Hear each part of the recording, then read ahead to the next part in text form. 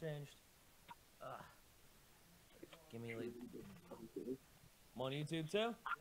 Sweet. Alright. Alright, let's get this started. Yeah, man, ready to do it. Yeah, let's do it, man. Just let me know when you post it on Facebook so I can share it on my Facebook. I have a bunch of friends who are waiting. It's already up. Oh, dope. Is it on yours or on the roundtables? On mine, I'm gonna put it on the roundtables now. All right. I'll go to yours. Alright, let's go. Jersey Comic Crew. Ooh, here we go. Oh, I see you, John. Look at you. Look at you, John.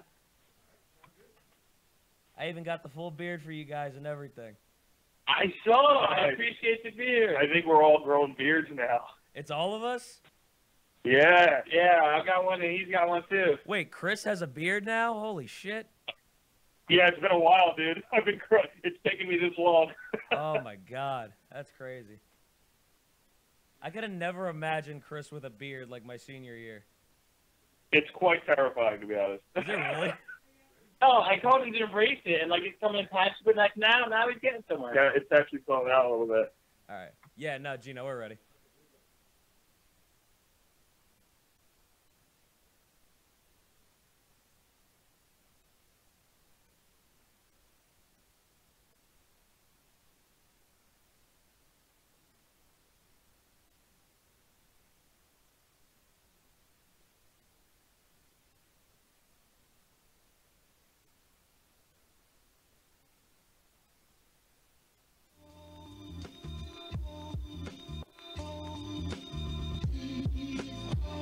Dude, I like it, dude. Yeah.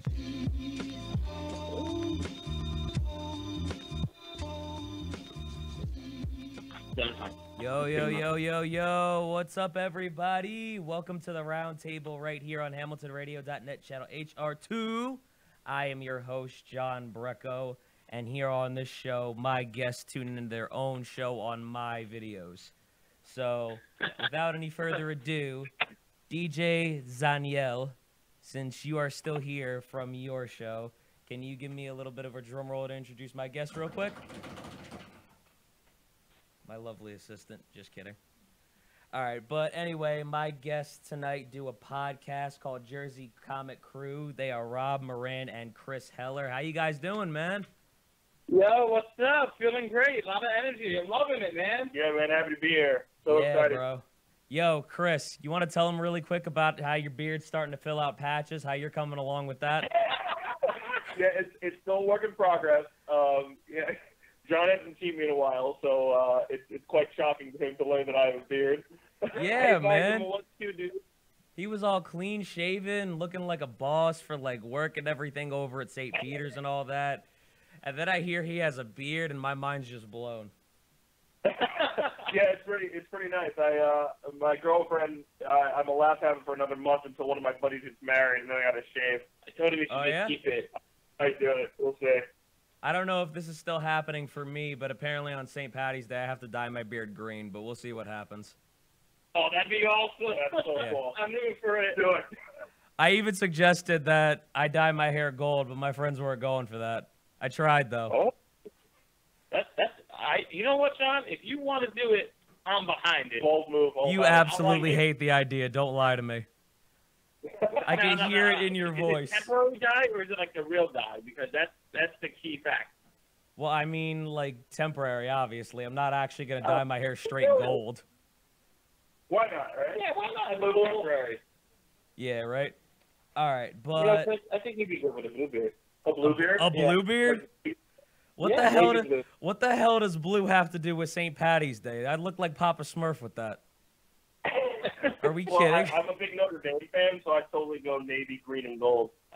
Navy, green, and gold. All right. We at least we got a different shade of green, and we can work the blue in somehow. I like the creativity. I like the creativity with the colors and shit. All right, but That's right. All right, but anyway, we actually do have a lot to talk about. I sent you my ideas a little earlier today, and the that I got here is the new Black Panther movie. Now, I will say this. I have not seen it yet because of bills and shit, but I was reading a lot about it, though, and I do like the ideas behind the movie. Not even necessarily anything that it has that, you know, where race is implemented, but I just like the kind of, like, tribal setting that they're going for with it when I was reading about it on Wikipedia. That's what I really like about it. So, Yeah, man. I will let you... I mean, I won't go into spoilers for you, but it is a very strong movie. And one thing this movie does very well, and it's kind of like the way we were talking about. So it takes like the African essence and the tribal essence and like the spirit of Africa, and it combines modern technology and future technology, things we can't even think of, very well. It is a very well meshed together movie, and that's one of the things that movie needed to kill in order to do very well. And that obviously it did, because it's breaking all the records right now, box office wise. Yeah, it went nuts. It's really good. It's a really solid film. I've seen it twice. Yeah. And the first time was, you know, big shock value, like, what are they going to do with the character? How are they going to do this? Yeah. And the second time was looking for more in-depth. I thought they handled, and not to spoil anything, obviously, for you, John, or anyone listening who hasn't seen the movie yet, Gotcha.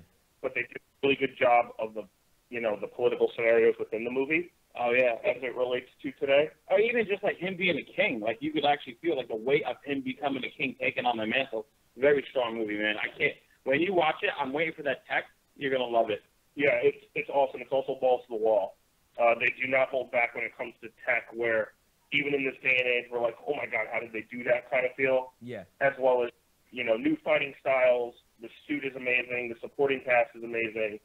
I thought personally the women stole the show in this movie. Oh, man. All the female roles definitely stole the show. Get it, girl. And yeah, no, definitely. And it's just one of those things where from beginning to end, it is just a really, really good, solid film. No, honestly, that's awesome. And honestly, I've heard nothing but good things about the movie. And there was something I was going to say about it. I think one of the things that I liked about it when getting like a little bit of background information was how it combined like just like the tribal feel with like the politics and the technology. And that's what I think sets it apart really from any Marvel film or any film in general that's out right now, because you're not seeing really any of that going on. I definitely agree. I feel like this movie has definitely hit aspects of specific genres, of focal points, of like things we need to talk about in our society very well. And I agree with you 100%. I think that's one of the things that is setting this movie apart from anything else in the theaters right now. And also, I mean, to have a black superhero, Black Panther, he stole the show. He was so captivating. Like, I kept wanting to watch more of him. Like, I can't wait to see it for a third time just because how well he did. Yeah, and being off of that, like, he is the first black superhero. That's what he is. Yeah. You know, Stan Lee and Jack Kirby created him in the 60s, early 60s. And, you know, back in those days, his debut wasn't in his own book. He took on the Fantastic Four in those days. And nowadays he might be like, all right, big deal, because in the movies the Fantastic Four aren't a big deal right now. But back in those days, the Fantastic Four was the Marvel book to read. It was the flagship book. It was bigger than the Avengers. It was bigger than any book. And to have this superhero that, you know, didn't look like everyone else, it represented a completely different, you know, race of people, come in and take out Marvel's first family, basically. The presidential family of Marvel is a really big deal. And the movie did a great job of doing that. It also did a great job of not just making it about one specific thing. It had both sides you understood. It wasn't overpowering in any way, but it really did its job. All right, so would you guys say that like Fantastic Four was the comic book to read back then, and now Black Panther is kind of just the movie to watch in a way? Like, is that like comparable? I don't think there's anything wrong with what you're saying. I agree with that. I mean, Black Panther is definitely, that's the thing you need to see. And if anything, this movie has made me more interested in that comic book series, like reading the old stuff. The only thing I read of Black Panther before this movie was when Black Panther was married to Storm. And I was like, wait, that's a power couple. Cool, let me read this. And I read that issue alone. And now after reading this movie, I'm like, yo, I need to read more about this character. I need to watch this movie. I need to learn everything I can about this character. So I definitely agree with that. Yeah, and me being kind of the more comic historian type of, reading the old stuff and the new. Yeah, you are. Black Panther's history is really enriched in not only culture and tradition, but politics. First and foremost, he's a king of a nation. He's the head of a monarchy, which is already an old-time traditional thing. Mm-hmm. But with this technology that's so new that the rest of the world can't handle it. And the real pull and realism of that character is, how do we relate to stuff that we can't fathom exists yet, but at the same time we have a king of a country that we all think doesn't exist or is really old and, poor, when in reality they're extremely rich. Yeah. And how do you share it with the world without sharing everything and give up what you have? Another thing this movie does very well, and when I'm sitting back and watching it, aside from the amazing supporting cast it has, this movie is very relatable no matter what walk of life you walk on. Right. There's something in this movie that you're going to link to, like whether it's the duty of being a king, like the weight of responsibility on your shoulders, being a warrior, fighting for your country, fighting for what you believe in, doing the right thing when others don't see that. Yeah. I like it a lot. Even like the villain, Killmonger, Great. Michael B. Jordan was fantastic in the movie. Like, even his character, you related to him. Like, I see why you're doing this. I get it. The best bad guys are the ones that are relatable. Yeah. And this movie did that even better than, like, some of the classic Marvel movies that were going on. I would say this is probably the first, and John, I'm sure you've seen a bunch of the older Marvel movies as well. Yeah. This is probably one of the most relatable villains we'll see in a Marvel movie that, fans will say Disney might have dumbed down or whatever the case may be, because they're more focal points for gaining the hero's journey so far. Yeah. But this is a That's true. big villain that you can kind of relate to, and it kind of, they delve into this character, they delve into him as a human being and why he's doing what he does, which I think made the movie a lot better. Honestly, like probably the most interesting part for me was reading about Killmonger, just the kind of villain that he portrayed. And the part that sticks out to me the most is when he chooses to die as a free man. So it's like you feel like how relatable like he actually is, especially when it comes to the end of the movie. That's one of the things that I really liked when reading about it. And another thing that you guys mentioned that, was kind of sticking in my head while you were talking was how would actually people react when a poor country, like I'll just use Uganda as an example, like comes up with like all this different kind of technology that we can't even begin to comprehend. I can only imagine like today, like how people just would react in general. So the fact that you can even put that in a movie and that people can actually believe it when they see it, like suspend their disbelief, that's amazing in and of itself. Yeah, definitely. Like, I mean, the shock value alone. Like, you could really, like, the CIA guy? What's his name? Alex Ross? Not Alex Ross. Alex Ross, the artist? No, not the artist. Everett Ross. Everett Ross. Everett Ross is in the name. It's fine. Close enough. We have on our show, we usually have trouble with names and pronunciations. I can't read, guys. I'm sorry. Listen, man. When Chris gets to... trying. Listen, Rob, when Chris gets to our beard level, this will be completely fixed. We'll be back in harmony. Everything will be all good. We'll be in harmony once we get through this rough patch, okay? And I use the term patch very loosely and with different meanings. I think I'm following the trend here. I understand. My goal is to get to Gandalf level and just screaming, "You not past the people." Oh, I need to live for a couple thousand years in order to even be close to that. Your beard is in the awkward teenager stage, my guy. It is. It really is. It's going through puberty. You're in your 20s, but your beard's going through puberty still. It is. It's like rebelling against my face at this point. It's terrible. One day it'll learn. It'll learn, but now you were looking out for it all along. You're against the grain, man. I love it. Going back to my main point with Ross, like him, like hearing these secrets from Claw and like these other people about Uganda, how it's such a great and powerful city. Like, Uganda. What did I say? Uganda. It's okay. About Wakanda, and like nobody believes it. Like, and then there's a end credit scene which I won't get into, but like the world is like being told the secret essentially, and nobody believes it. And I was waiting for like an Iron Man moment where he would just be like, "Oh yeah, I'm Black Panther," put on the helmet, but he didn't. No, because they already said it. It's an Iron Man. Yeah. I think I'm going to say a bold statement, and I don't know how. I think a lot of people are going to like it. I'm going to say it live on air, John, first time out of my mouth. Say it. I think this movie is better than Iron Man 1. Iron Man? That is bold. That is a bold statement, but I think this is better. I thought you were going to say Pepsi's better than Coke, and we would have to break up this whole bit. I don't think so. The end of Jersey Comic Crew. The tragic end to our heroes. Yeah. Yeah, no, I don't know if it's better than Iron Man 1. I don't think it is, personally. I think Iron Man 1's a trend-setting type of, Yeah. movie, and it made everything we love today, and this is why superheroes has now become its own genre in media, and why, which is a big part of the reason why me and Rob do what we do. Yeah. But I think I think Black Panther, this movie is definitely in the top 10, if not 7, maybe 5, if you could argue it. I respect yours, but it is. You went from 10 to 5. I'm a lot harder, greater than Rob is, so. Yeah, you want me as a teacher, guys. I'll give you nice A's every time. You give me cookies. Oh, of course. You don't have to read. You make fun of my beard, you fail. Oh, God. You passed my class then. We got to get through the rough patches, man. That's all. Once you get through the rough patches, we'll be good. I love the beard pun. That way I can make a comeback like after midterms. Exactly. We'll get ready for final. All right, so I got to point out a comment that's on my live page right now. It's from Rob's fiance, Heather. Gandalf will never happen. Yeah, that was the first one we saw. We were looking at it on this side, too. So what do you? I love you too. I was gonna say, what do you think, Rob? Is Gandalf happening? Are we getting that far? 100% it's happening.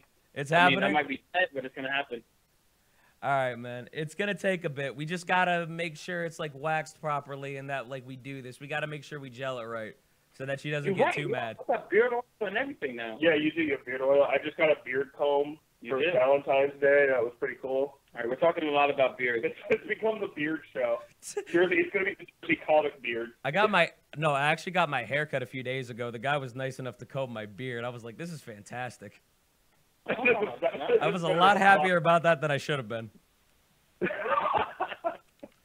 All right, but anyways, one last comment that I want to make about Black Panther, as far as like you said, like comparing it to Iron Man, I do think it's at the level of Iron Man 1. I don't know if I would say it's better. I would say they're kind of on par with each other, only because Iron Man 1 was trend-setting, and then Black Panther just added to it. So I believe they're on par. That's Fair my enough. opinion. Yeah, I would agree with that, John. I would say a lot of the reaction from Black Panther is similar to when Wonder Woman came out. Oh, yeah. And that of just, sometimes, I personally, and if anyone who, listens to our show, I thought Wonder Woman was a really good movie, but I thought there was a lot of flaws in it, and I thought it could have been better. Yeah.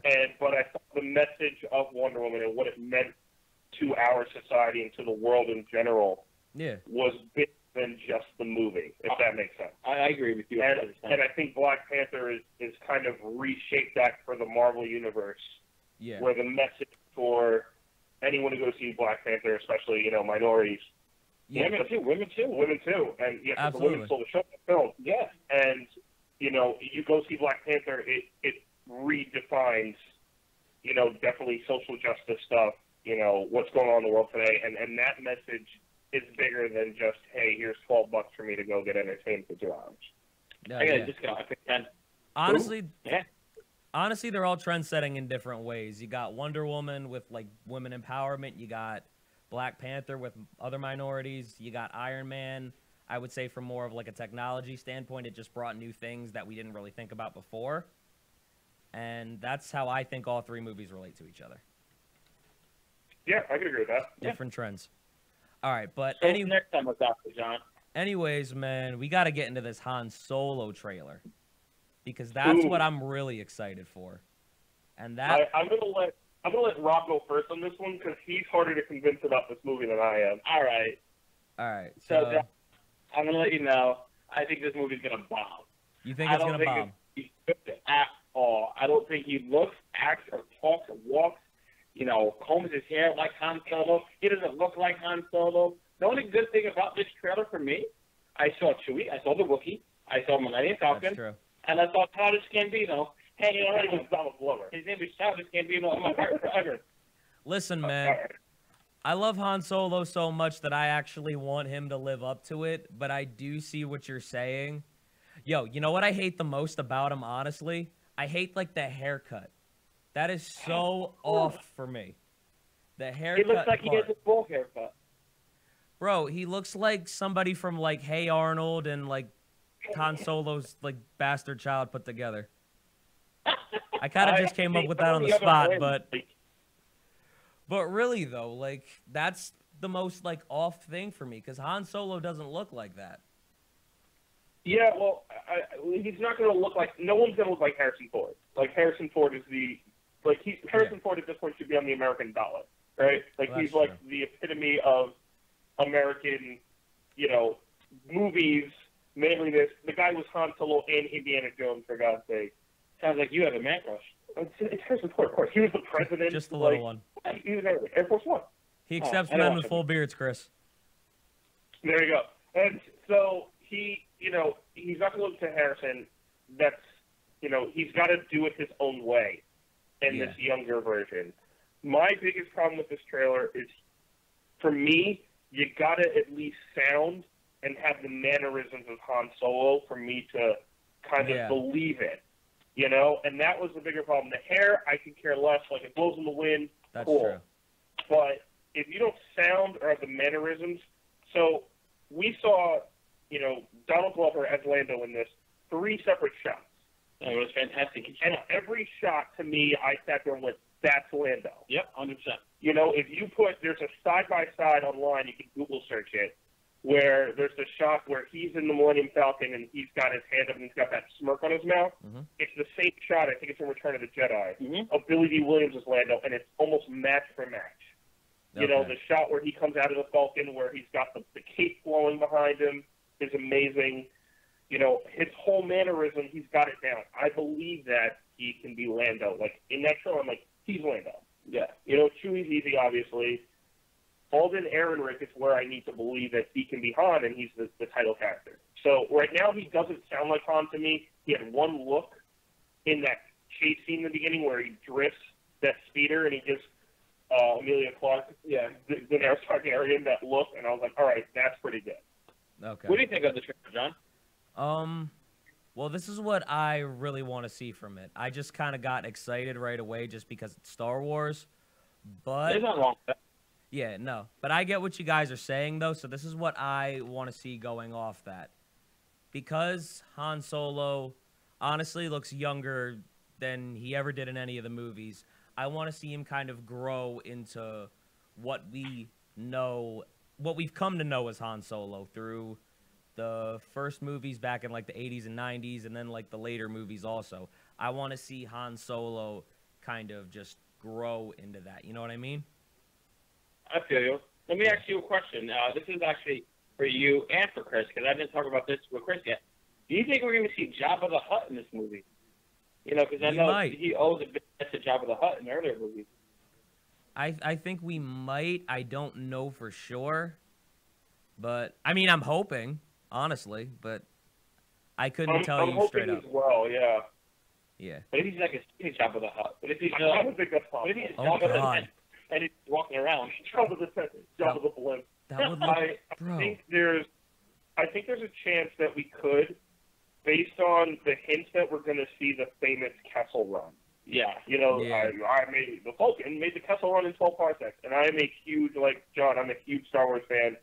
If anybody listens to the show, it's all over my walls right now. I bet. The first movies I saw as a kid in the theaters, not at home. Like, I waited to see the redone versions in the 90s, went to the movies and saw it. Yeah. It is like a part of my personality. It's a part of who I am. I am Star Wars. Yeah, it's like Star Wars and comics, back to back for me. I met Carrie Fisher 2 months before she died. Are you She was serious? such a nice. Yeah, she's Oh the my greatest. God, that's amazing. What did she call you when you met her? You're strong. I said I was strong like bull and gave me a big hug. He cried. I almost cried. You did cry. No, I did not. You cried. I almost did that. He shed a single tear down streaking down his face and then onto his beard as it clung there. Just one manly tear. As it Exactly, right? You just gotta sell it. That way you can tell people you cried. Yeah, there you go. And Obviously, great. Obviously, don't let them know you actually like full on sob, like just one manly tear. Well, I mean, if they do introduce Jabba the Hutt, that kind of like opens up the world into like the Star Wars like underground and stuff like that. So like you do easily like the Mobster spin-off movie they're talking about, Jabba the Hutt movie, or even like the Mandalorian Bounty Hunter movie. I was gonna say more the Bounty Hunter. Yeah, so like that will open up the world. People are like, oh wait, I want to know more about that, even though everyone already does. Well, who knows? I mean, Jabba could be a part of the Kessel Run of why Han needs to do this Kessel Run in the first place. Why does he need to get from one place to another in this amount of time? He owes Jabba like he has to do it. I don't know if it's so much the debt, because the debt was based on a job that he did right as Episode 4 started. Okay. So like the reason he takes Luke and the old Ben Kenobi in Episode 4 is because of that debt he recently is owed. So, you know, and that's where you see Jabba like come to the Falcon in Tatooine and be like, "What are you doing? You owe me money." He's like, I got an easy route, blah blah blah. And I think it could be a different thing that he's doing for Jabba.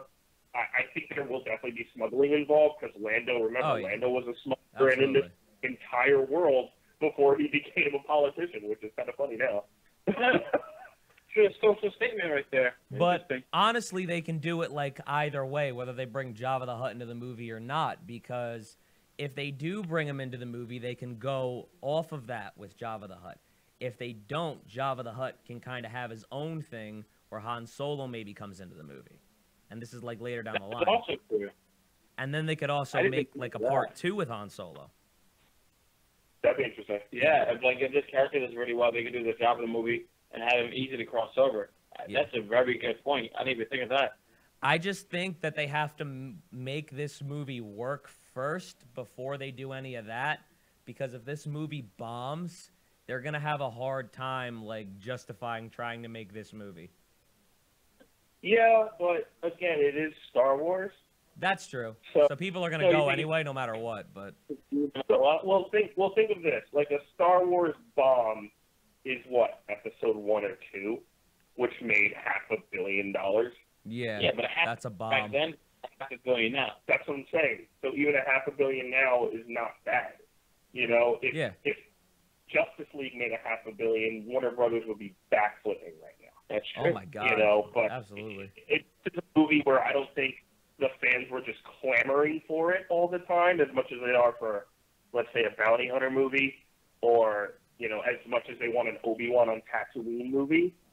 I want Bounty Hunter. That would be awesome. I would pay to see that. I would pay to see either. Are you kidding but me? It's something they're taking a big chance on, but at the same time, it's still familiar, right? It's still the characters we know of. It's not like they're doing Old Republic, or they're doing Expanded Universe. They're not doing Grand Admiral Thrawn, or some of the other characters that exist in the books or other mediums. I really wanted Old Republic story. I really want to see like a giant lightsaber battle again. I think they're going to do it for the streaming service, personally. Yeah, like the TV series? Yeah. That'd be good. I think that's what they're going to do. Or the two guys from Game of Thrones. The showrunners with those trilogies? Because they just got signed on for a trilogy for Star Wars. I can see that. To do with the Skywalkers. That'd be cool. Man. I can see that. Yeah. That'd be really nice to see. I digress. Sorry, we got sidetracked. Nah, dude, I was enjoying that. I was following that whole thing. I'm glad you guys got into it, but actually, hope you'd be following. You're on the other end. No, but honestly, I want to take this into a different direction now that I wasn't planning. What do you guys think that Star Wars will do for Episode 9 whenever it comes out? I want to get your guys' opinions on that. You're asking us the big daddy question. Good question. They could go a lot of different ways with Episode 9. So, because I think I can answer this a little better now, just because we know JJ is back as a director. Yes, we do.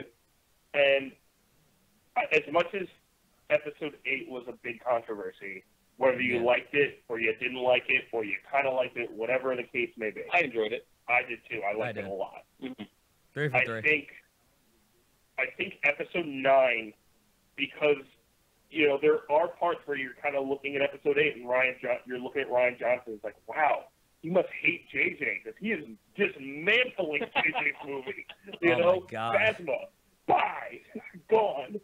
You know, characters, you know, all these characters that are doing completely different things that they were doing in 7. Yeah. I think 9, you know, 9's the end of a trilogy. Oh So yeah. at the end of a trilogy, you have to wrap up storylines. Mm-hmm. Yeah. I still believe there's still a chance that Rey actually has parents we know. I don't think so at all. I think it could be a chance. I honestly don't care either way. I don't think it changes my view of her character. I think it's a possibility. I think Kylo has to become what he's meant to be in this movie, Which means he has to bring out the Knights of Ren that we've heard about. I think so. It's episode 7. Definitely, we're going to get that, a big fight with that. Yeah. We have to see who these Knights of Ren are, who were these Jedi that were training with Luke that defected with him to go teach under Snoke. Here's my question to you. Do you think Kylo Ren's going to die, or do you think they're going to do a change? Because, in a lot of the trilogies, the big bad dies, right? Sure. So instead of him dying, what if he lives and decides to, turn good? They've been playing with that whole thing back and forth. I think they can still have him turn good. They could. I They think could. it's too late, though. I You think so? Yeah, I think once he killed Snoke, and when Rey pleaded with him and did the whole there's good in him, which was very Return of the Jedi-esque. You know, there's good in him. There's good in him. Once Kylo said, "Wait a minute, I'm the king of the castle now. There's no one else." But he was like, let's work together and create a new order. Yeah, based in his image, though. Yeah. So I think he's gone down the rabbit hole too far now. Now that he's the head of the First Order, there's nowhere else for him to go up. He has gone down the rabbit hole. He's killed his dad. He killed his master before his training was done.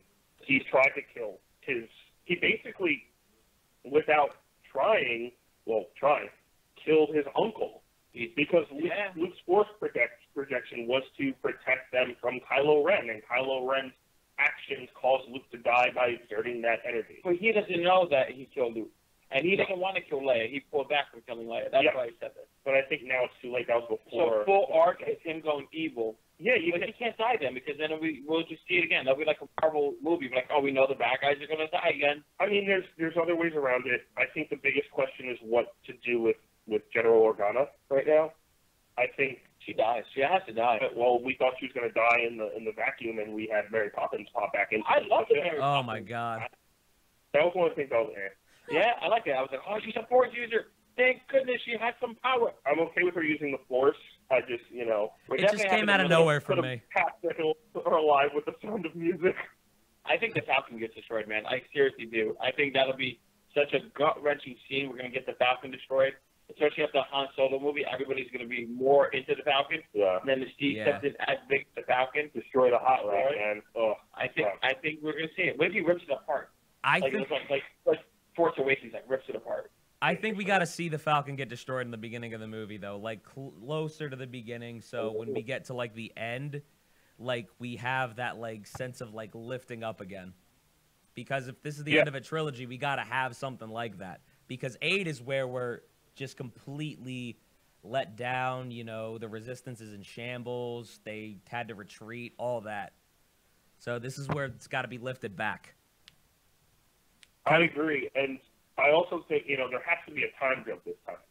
Yeah, it has to Yeah. be at least a couple of years. Yeah, it can't be like a cliffhanger the way it was from 7 to 8. Yeah. It has to be some type of time jump where we see maybe Rey is More trained, stronger. she's maybe a Jedi Knight now. Especially And- because of Carrie Fisher, in my opinion. Yeah.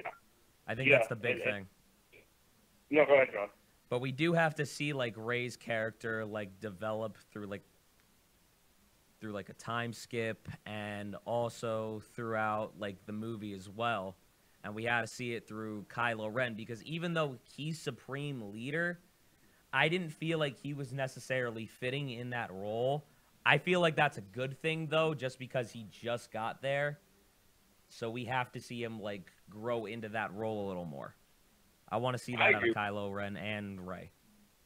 Yeah, and I'm also okay if you have, at the end of episode 9, you leave it open-ended. You don't kill Kylo Ren. Maybe Rey and the Resistance stop the First Order, but Yeah. they don't destroy them fully. So you leave it open-ended. We got to see, like you said, Rey has to have her story arc. She can't just be, I need to find my parents for another movie. Oh yeah. It no. has to be, I have to step into action. I have to hone these skills and do something with it, And she has to be the one to give hope to the galaxy again. That's her role now. It's got to be like, I can't put this. I have to put this off till later. This is what I have to do now. Exactly. Yeah. All right.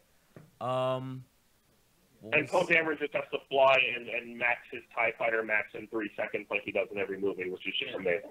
Oh, well, obviously. That just has to happen. You know who I think could, like... This is a possibility. It's probably not going to happen, but you know who I possibly think could be, like, a serious help against Kylo Ren, somebody that we don't really, like, expect?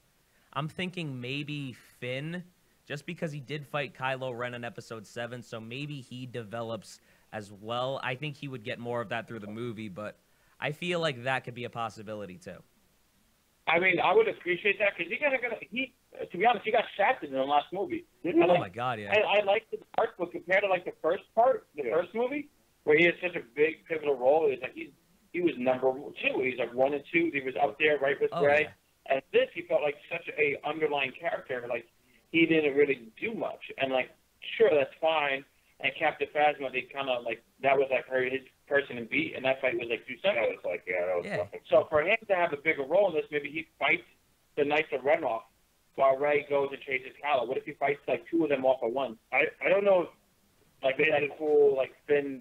Yeah, whatever that is. With the electric shock baton thing, I can see that. I don't know if he's going to be able to go up against Sith or Jedi or Dark Jedi, whatever they're calling themselves. Maybe Rey trains him. He'll be able to be a help. Go and train a new set of Jedi, like younglings. Interesting. I think there's a chance, like, I don't know if the time jump will be that big where Rey will have her own Padawan, but yeah. I think there has to be, we've been waiting, and they haven't done this in this trilogy. A lot of key Star Wars fans have been waiting for, we want to see a new Jedi Temple. We want to see a new Jedi Order. We want to see, a bunch of new Jedi doing missions and this, like, what does this legacy type world look like? And what we've gotten so far is, like, it was Luke, and that's it. I feel at the end of this movie, we might get a glimpse of, like, a Jedi Temple being formed. Possibility. I don't think we're going to see Rey take on Padawans and stuff like that, younglings. I think not the easiest, but the most obvious option and the best way to do it would be to her to train Poe. To train Finn. Mm-hmm. Maybe not even like Jedi stuff, just make him force sensitive so he's aware of it so he can defend himself. But you can't make someone force sensitive. I mean, he is force sensitive. Is he though? Yes, he is. How? Yeah. He's not. He grabbed the lightsaber. He was fighting with it in the first one. He grabbed it. He didn't use the force on it. He just used it because he's in combat training. He was a stormtrooper. He knows how to use combat. I don't think he's force sensitive at all. No. I think that's past when his back got sliced open. I mean, if we had Princess Leia and Mary Poppins, y'all like Yondu from Guardians of the Galaxy, we could have it. Whoa, leave Yondu out of it. That's a whole different category. All right, he's Mary Poppins, y'all. No, but what I will say, they could actually make this work because the one scene that I loved from Finn was when he was like about to like fly into like the cannon thing until like that other like maintenance chick or whatever she was stopped him and kind of like Rose? Rose and kind of ended up taking the bullet.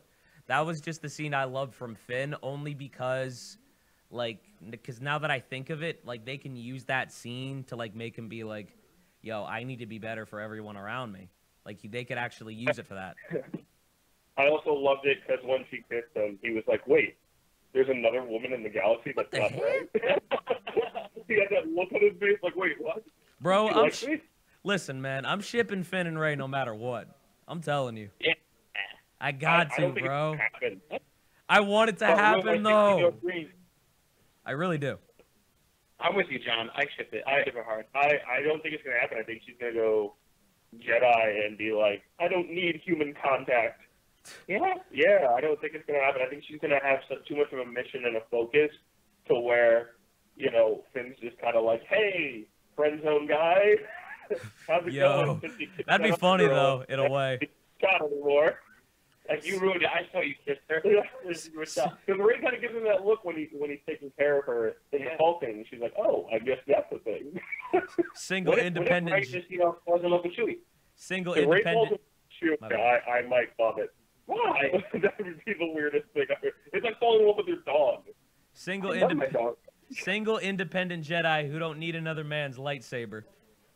Exactly. That's all I'm saying, bro. My God. Like, that should be a meme now. I need to make that.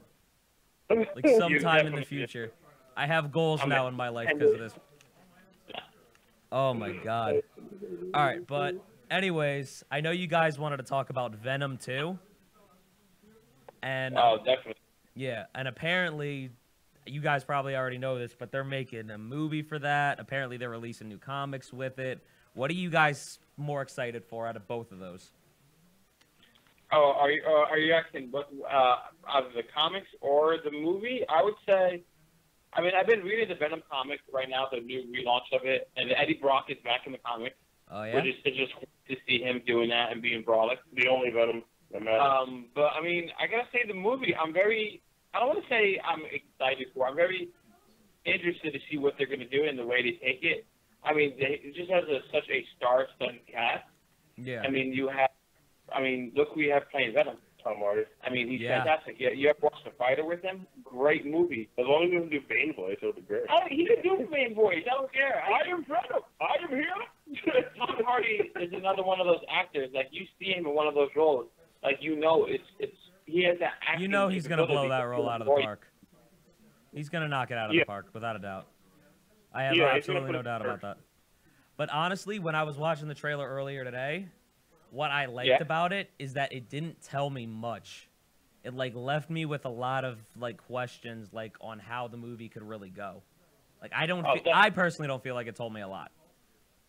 No, it didn't, and that was the point. This was just like an appetizer, a teaser, if you will, That just was to get you thinking about the movie, get us fanboys speculating on what's going on, Analyzing every Yeah. screen of it, every course. single shot. who these people are, who we think it is, what the thing was. I mean, last episode or 2 episodes ago, we had a whole like 20-minute conversation of what we think the plot's going to be, and now tomorrow I'm like, oh, I don't think it's going to be that. I think it's going to be something completely different. Yeah, just because with a lot of trailers, I feel like we get like too much, and so much gets added in to make the trailer look good that when you see the movie, you know, there's nothing left to see, and it's like, what the hell did I waste my money for? I was better off watching this for a minute and a half than an hour and a half because I knew the whole damn thing almost. Yeah. Yeah, that too. And I think as far as the movie goes, you know, Sony's kind of in a rut right now. They're facing bankruptcy pretty soon. Oh yeah. You know, the best thing they have going for them right now is PlayStation, Yeah. and Yeah. their movie studio is not doing well. And you know, they already sold a lot of the rights to Spider-Man back to Marvel. That's why we have him in the Marvel Cinematic Universe. Yeah. If I'm Sony, you know, like we talked about this on the show a couple weeks ago, I'm throwing everything I have into this Venom movie. Well, we Yeah. know Tom Holland's going to be in this movie. I don't know what extent, but Yeah. we know Spider-Man, That's aka an Tom Holland, appearance.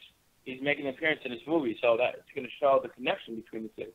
No, but this movie can definitely be like a big help for getting them like out of the rut they're in, though. Yeah, I mean, and some fans don't want it. Like, they want it to be bad so that Marvel gets all the rights back, you know, which I can't blame them for that either, because I having mean, Venom and Carnage and all those characters in the MCU is also a great thought, too. Mm-hmm. You know, Yeah. so it's one of those kind of give and takes, but, you know, Yeah. for what it is, I think Tom Hardy will be fine. I don't think he's going to be an issue at all. I think you're going to, you know, if there's any issue, it's going to be the writing and plot. I mean, as long as the Probably. symbiote looks good on him, as long as he looks great as Venom as a monster, I think most people won't care about the. As long as it's not Spider-Man 3. Yeah, as long as it's not Sam Raimi, Spider-Man, we'll be fine. yeah, that was disappointing. That just made me sad with my life. Oh, Maybe I'm sorry. Spider-Man beer. I don't want to make you sad. It's all right. I'll survive.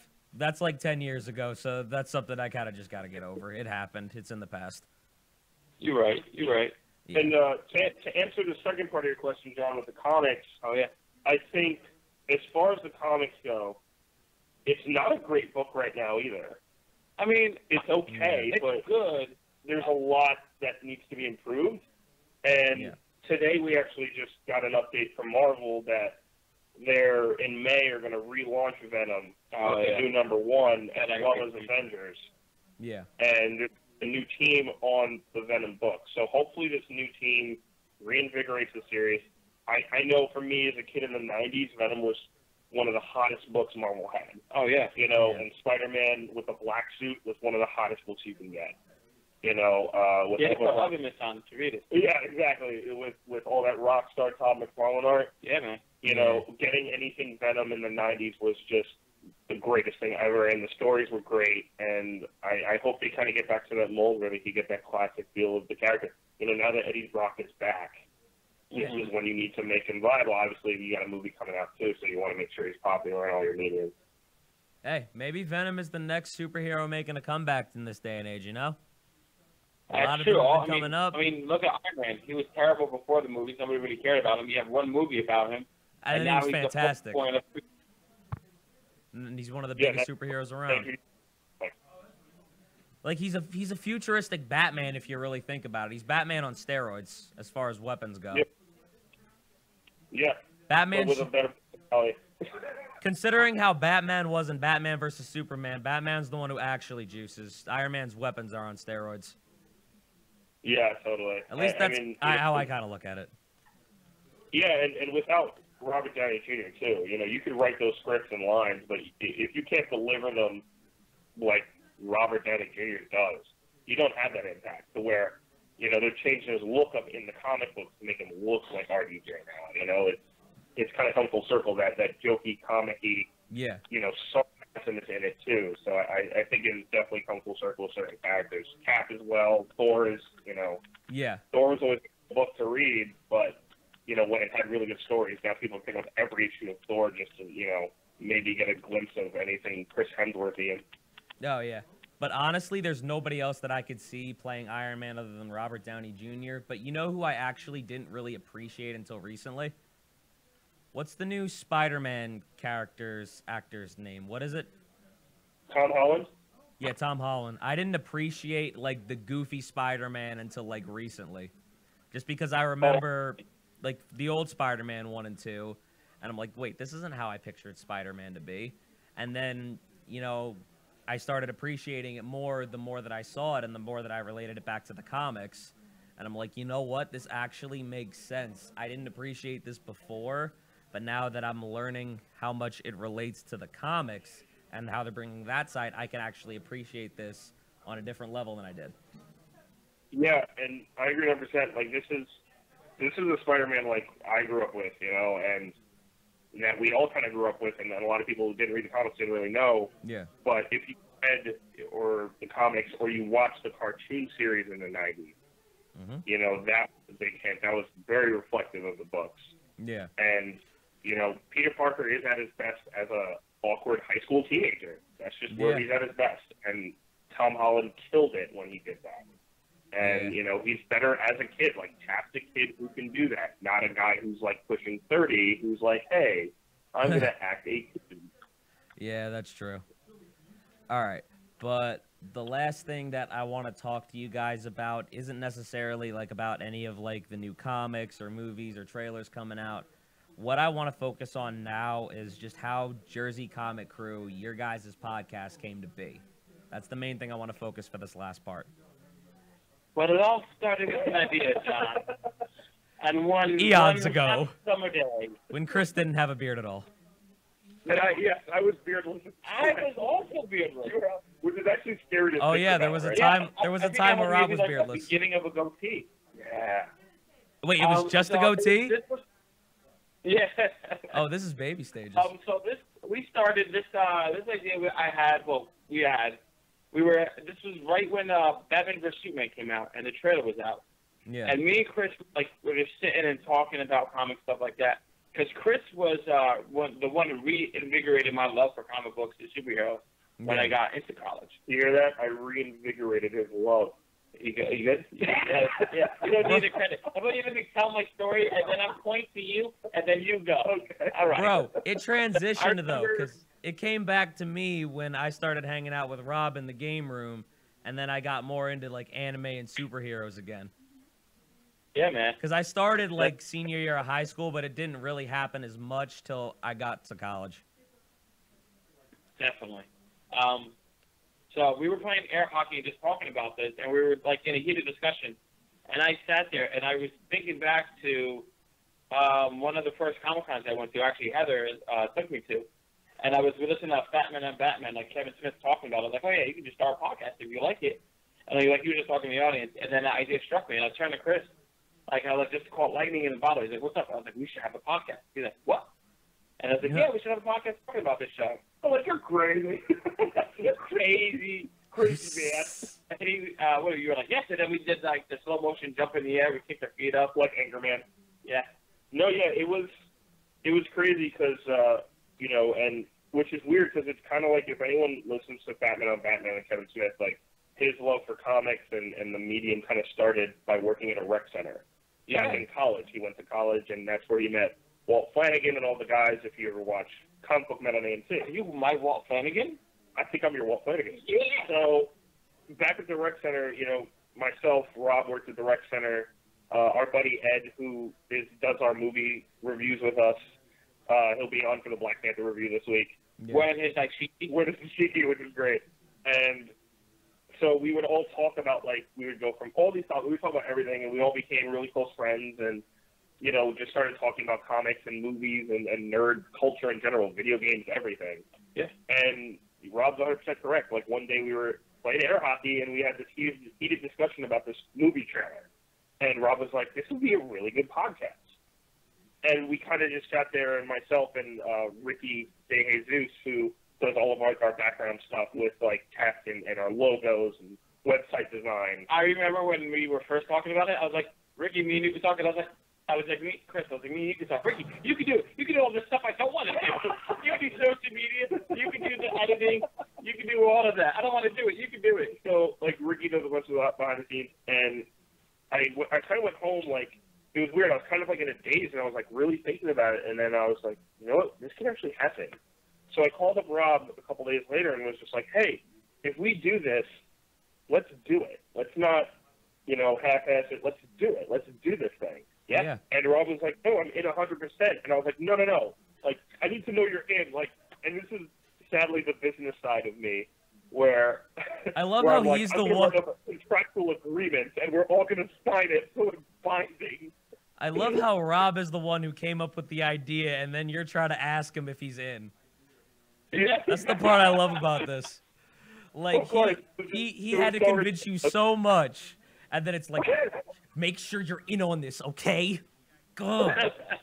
And I'm like, I need your 100%, blah, blah, blah. He may or may not have had a lightsaber pointed at me, so I couldn't say no. Was this real one? He had no choice. And so what Rob said, I don't need your lightsaber, I'm an independent Jedi. You're not on Rey's level, bro. She don't need no other man's lightsaber. You gotta get on Rey's level, man. You're not on it yet. I will. I'm training every day to get it right.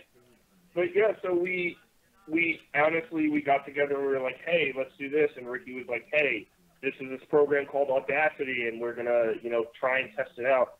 So, you know, Rob, you know, we both record, and, you know, if anyone asks, like, who's the head person, there is no head person. No. You know, me and Rob are in this together. It's like a weird marriage in some cases. Like, this is 50% ours. You know, this is both of ours. There's no person that's above or behind the other. We built this house together. Exactly. You know, we built this together, and Rob. We built this together.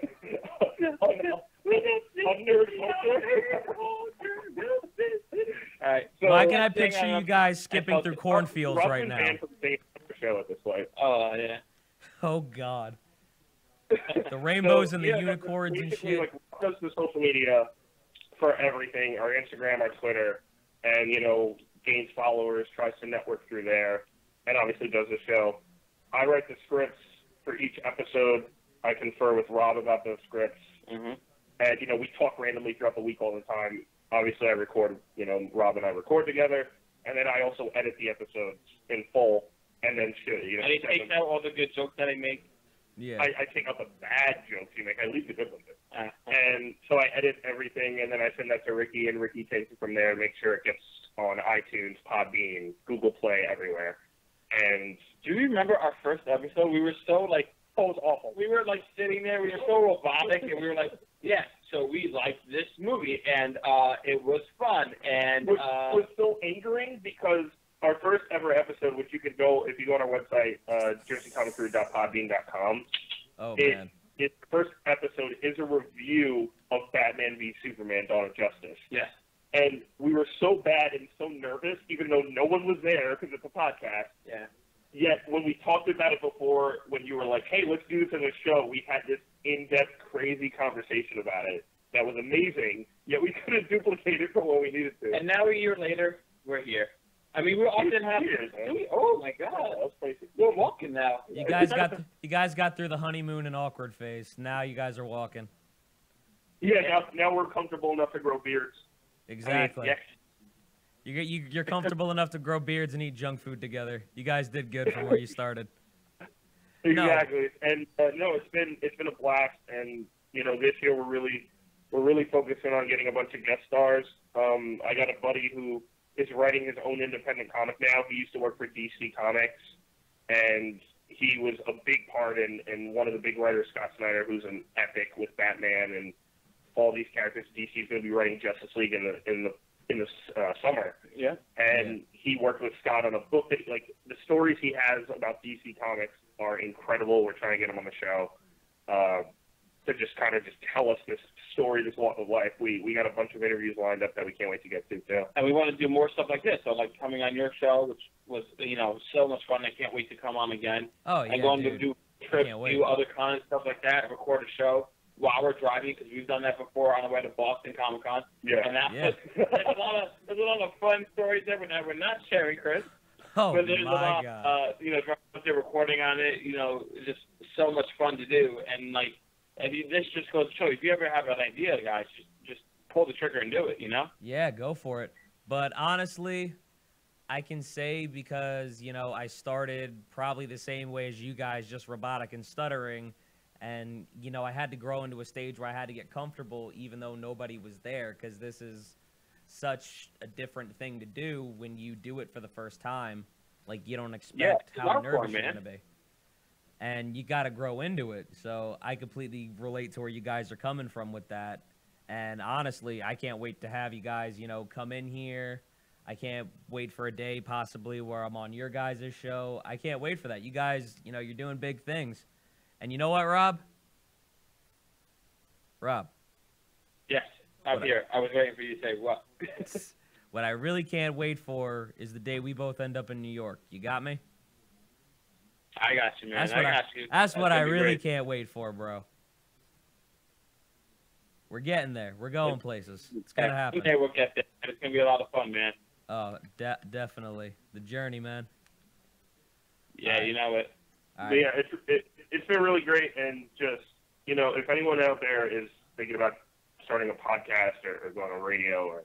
Don't, because we don't want no competition. Yeah, well, that first. I don't need your competition. The less of my way, the better. Okay? But it's one of those things that it's, as simple as an idea. As simple as Rob just speaking up when we're talking about things that have actual no meaning in the real world besides our own mind. It's a trap. Yeah, exactly. And it starts with jokes and it starts with friendship, and you just kind of build it from there. And I know that's very cheesy, but that's honestly how it starts. That's true. And we went from doing a show that maybe 10 people total listened to a month with 4 episodes, and 3 of them were overseas, to now, we got pro passes to New York Comic Con last year. That was the biggest awakening for me and for this show, that, like, we actually have something. When the second biggest Comic Con in the country, pretty much in the world, I think, at this point. Yeah, after San Diego. After San Diego, says, hey, you guys are actually going somewhere. You're doing something. We applied for a pro pass. And I'm like, hey, listen, you're professionals. Like, we could thank you for coming. We want you to talk about us on your show. There was a lot of paperwork we had to file. We had to send them our episode talking about New York Comic Con and our review. I mean, just like stuff like that, and even stuff like this, even talking to you on your show, man. And it's so humbling, man. And so great to, like, be able to do these kinds of things. And I can't wait to do more adventures and more stuff like this. I mean, talking and, being on a podcast, interacting with people, it's an art form. And it's something that, like, we kind of sound like we know what we're doing now. And that's only because we've been doing this for a while. And I feel like we have even more room to grow. So it's exciting just to see that the horizon is, ahead of us, and we just got to keep going forward. Yeah, and now, like, Rob and I are even talking about writing our own comic and pitching stuff to DC and Marvel. Yeah. Like, we started, like, brainstorming stuff like that, like, which is even 2 years ago, I never, like, as many comics as I have in my house, and there is a lot, you know, and It's a lot. God bless our I can spouses, imagine. you know. Thank God for Heather and Erica because they put up with all this stuff. I don't think you guys understand how many boxes of comics we both have collectively. Yeah. It's too. We could build a house. Yeah, it's like it's House sad, of but, Comics. you know, yeah, That'd it's be like a fantastic. fort, you know. So it's one of those things that just is, you know, we just love it to our soul. It's a part of our personalities, and Yeah. you know, we wouldn't change it for the world. And you know, thankfully we have friends and loved ones who support us Yeah. and love that about us, and we want to do it. So yeah, we're actually thinking about writing our own book now, which is terrifyingly awesome, but new and something we kind of want to tackle now. Hey. Oh, Rob, you want to know who also was thinking about it at one time with James? Oh, Crow. really? Him and James were That'd be thinking cool. about it at one point. Yeah, no, so I can't wait for you guys to do that and all the other things you guys got to do. But unfortunately, we got to wrap this up. We got to get the next show on air. This has been the Round Table with John Brecco and my wonderful guests, Rob Moran and Chris Heller of Jersey Comic Crew here on HamiltonRadio.net, channel HR2. Good night, everybody. We'll see you next week. Same time, same channel.